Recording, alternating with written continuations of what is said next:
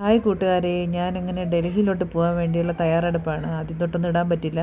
Lemon rice ഉണ്ടാക്കി. വയ്യ, ഭയങ്കര തലച്ചുറ്റൊക്കെ ആയിരുന്നു, എന്നാലും ഉണ്ടാക്കി. പിന്നെ ചപ്പാത്തിയും പൂരിയും. ചപ്പാത്തിയെ എനിക്ക് പറ്റുള്ളൂ, പൂരി യാത്രയ്ക്ക് പറ്റില്ല, എനിക്ക് തലച്ചുറ്റ് വരും. മൊത്തത്തിൽ ഞാൻ തലച്ചുറ്റി അങ്ങനെ ഇരിക്കുകയാണ്. എയർ ബാലൻസൊക്കെ ആയി ട്രെയിനിൽ കയറുമ്പം അവസ്ഥ എന്താണെന്നൊന്നും പറയാൻ പറ്റില്ല. റെസ്റ്റില്ലാത്ത ഓട്ടമല്ലേ. ഇതൊന്നും ഞാൻ മിക്സ് ചെയ്യുന്ന വീഡിയോ ഒന്നും എടുക്കാൻ പറ്റിയില്ല കേട്ടോ. വയ്യായിരുന്നു, അതുകൊണ്ടാണ് ഞാൻ ഇപ്പം ഇങ്ങനെയൊക്കെ കാണിക്കുന്നത്. മീനൊക്കെ നേരത്തെ തന്നെ ഞാൻ 4:30 തന്നെ എണീറ്റ് എല്ലാം മീനുണ്ട്, ചിക്കനുണ്ട്. മീനെല്ലാം റെഡിയാക്കി മസാലയൊക്കെ പുരട്ടി വെച്ചു. ഓരോന്നോരോന്ന് വരുന്നുണ്ട്.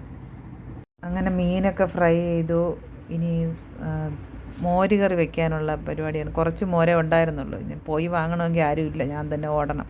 അതുകൊണ്ട് ഉള്ളിയും പച്ചമുളകും ഇഞ്ചിയും എല്ലാം കൂടെയൊക്കെ വഴറ്റി, കരിവേപ്പിലയൊക്കെ വഴറ്റിയിട്ട് എല്ലാം വഴറ്റി നമ്മുടെ മോരും മഞ്ഞൾപ്പൊടി മാത്രം, ഉപ്പ് മാത്രമേ ഉള്ളൂ കേട്ടോ, വേറെ ഒന്നും ഇട്ടിട്ടില്ല. വേറെ കടുക് വറുത്ത് എല്ലാം ഇട്ടിട്ടുണ്ട്. 3 ദിവസത്തെ യാത്രയാകുമ്പോൾ നമ്മളെല്ലാം കറി തന്നെ കൊണ്ടുപോകണം. ചിക്കൻ ഫ്രൈ ചെയ്യുകയാണ്. ഞാൻ നേരത്തെ മസാലയൊക്കെ പുരട്ടി വെച്ചു, അതൊന്നും എടുക്കാൻ പറ്റില്ല കേട്ടോ, സോറി. നമ്മുടെ വീട്ടിൽ 2 പൂച്ചക്കുട്ടികളുണ്ട്, ലൂണയും നോവയും. പാവം, അവരെ വിട്ടിട്ട് ഇപ്പോൾ ഭയങ്കര സങ്കടമാണ്. ആരും നോക്കാനുമില്ല, ആഹാരം കൊടുക്കാനുമില്ല. അവരിപ്പോൾ അവിടെ ഉണ്ടോയെന്ന് പോലും അറിയില്ല. ആരും ഒന്ന് സഹായിക്കാൻ പോലും ഇല്ലായിരുന്നു കേട്ടോ. ഞാൻ ഒറ്റയ്ക്കാണ് എല്ലാം ചെയ്തത്. പൂരി ഉണ്ടാക്കിയാണ്. മക്കളെ പട്ടിണി ഇല്ലാതെ കൊണ്ടുപോകണമല്ലോ. ഞാൻ സാധാരണ ട്രെയിനിൽ കയറിയ ഭക്ഷണമൊന്നും കഴിക്കാറില്ല.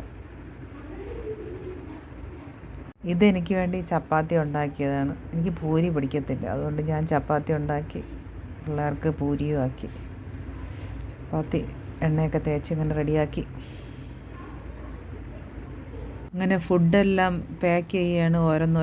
ഓരോ ഇതിലായിട്ട് എടുക്കാൻ വേണ്ടി, ട്രെയിനിൽ എളുപ്പത്തിന് എടുക്കാൻ വേണ്ടി ഇങ്ങനെ പെട്ടെന്ന് എല്ലാം പാക്ക് ചെയ്യുകയാണ്. 4:30 എണീറ്റ് ഉണ്ടാക്കിയതാണ്. ആ ഒരൊറ്റ എണ്ണം പോലും സഹായിക്കാൻ പോലും ഇല്ലായിരുന്നു. ഞാനും എൻ്റെ മക്കളും മാത്രമേ ഉള്ളൂ. എൻ്റെ അമ്മയും അച്ഛനും ഉണ്ടായിരുന്ന സമയത്ത് വന്ന് സഹായിക്കുമായിരുന്നു. ഇപ്പം എൻ്റെ അച്ഛൻ വയ്യാതിരിക്കുന്നത് കാരണം അമ്മ ചേച്ചിയുടെ വീട്ടിലാണ് താമസിക്കുന്നത്. വല്ലാതെ ഒരു വിഷമം തന്നെയാണ്. ഉള്ളപ്പോൾ ഉള്ളതിൻ്റെ വില അറിയാൻ പറ്റില്ലല്ലോ. കണ്ണുള്ളപ്പോൾ കണ്ണിൻ്റെ വില അറിയാൻ പറ്റില്ല. അതുപോലെ അച്ഛനും അമ്മ.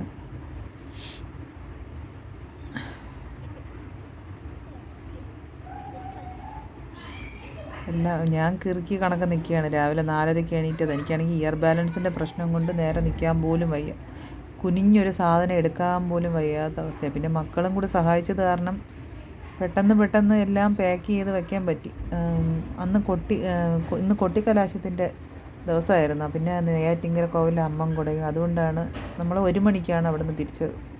അല്ലെങ്കിൽ നമുക്ക് താമസിച്ച് വന്നാൽ മതിയായിരുന്നു. 7:15 ട്രെയിനിന് നമ്മൾ 1 മണിക്ക് വീട്ടിൽ നിന്ന് തിരിച്ചു. എന്ത് പറയാനാ, ഓരോരോ കഷ്ടപ്പാട്.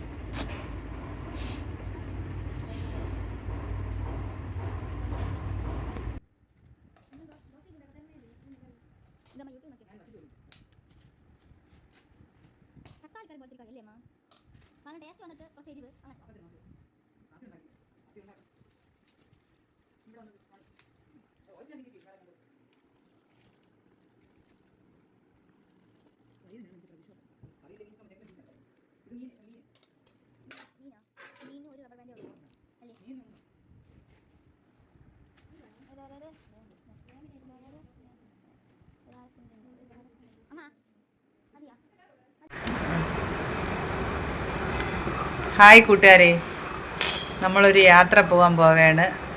ഹസ്ബൻഡിൻ്റെ ജോലി സ്ഥലത്തോട്ട് വെക്കേഷന് പോവുകയാണ്. 7:15 ട്രെയിന്. ഇവിടെ ഇന്ന് ഇലക്ഷൻ്റെ കൊട്ടിക്കലാശമൊക്കെ ആയതുകൊണ്ട് നമ്മൾ 1 മണിക്ക് കണക്കാക്കി പോകാൻ വേണ്ടി.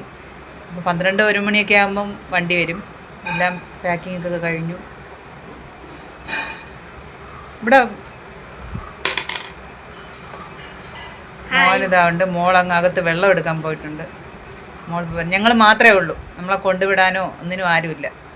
നമ്മൾ വന്നതും ഒറ്റയ്ക്കാണ്, പോകുന്നതും ഒറ്റയ്ക്കാണ്. പിന്നെ എന്തിനാണല്ലേ ആൾക്കാർ കൂട്ട്. ഓക്കെ, എന്നാൽ ബായ്. അവിടെ പോയിട്ട് കാണാം.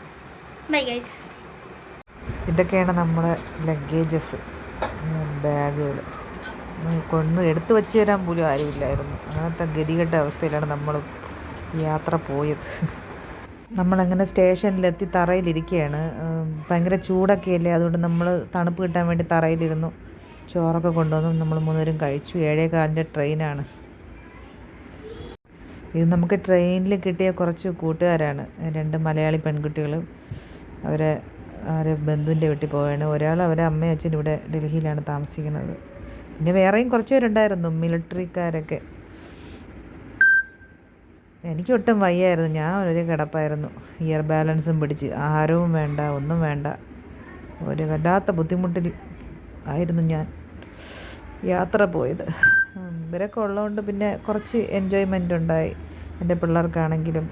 എനിക്ക് പിന്നെ കിടപ്പ് തന്നെയാണ്, ആഹാരവും വേണ്ട, ഒന്നും വേണ്ട. മക്കൾക്ക് സമയം ആഹാരം എടുത്തു കൊടുക്കണം, കിടക്കണം, ഇത് മാത്രമേ ഉള്ളൂ. പിന്നെ കുറച്ച് മിലിറ്ററിക്കാരും ഉണ്ടായിരുന്നു, അവർ അപ്പുറത്തെ സൈഡിലായിരുന്നു. അവർ നല്ല സഹകരണമായിരുന്നു. ഹിന്ദിയൊക്കെ അറിയാമെന്നുള്ളതുകൊണ്ട് തട്ടിയും മുട്ടിയും അങ്ങനെയൊക്കെ സംസാരിച്ചൊക്കെ പോയി. എനിക്കൊട്ടും വയ്യ, അത് വല്ലാത്തൊരവസ്ഥയിൽ ഞാൻ കിടക്കുക. ഹായ് കൂട്ടുകാരെ, അങ്ങനെ നമ്മൾ ഡൽഹിയിലെത്തി. പക്ഷേ സ്റ്റേഷനിലെത്തിയതും വിളിക്കാൻ വന്നതും ഒന്നും എടുക്കാൻ പറ്റില്ല. അത് ചേട്ടന് വലിയ താല്പര്യമൊന്നുമില്ല, അതുകൊണ്ട് എടുത്തില്ല.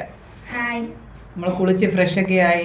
ഞാനാണെങ്കിൽ യാത്രയിൽ ഭക്ഷണം പോലും കഴിക്കാതെ കിറുക്കിയ പോലത്തെ അവസ്ഥയിലാണ് വന്നെത്തിയത്. ഇപ്പോഴും വയ്യ, ക്ഷീണമൊന്നും കുറഞ്ഞിട്ടില്ല. ഓക്കെ എന്നാ, ബൈ.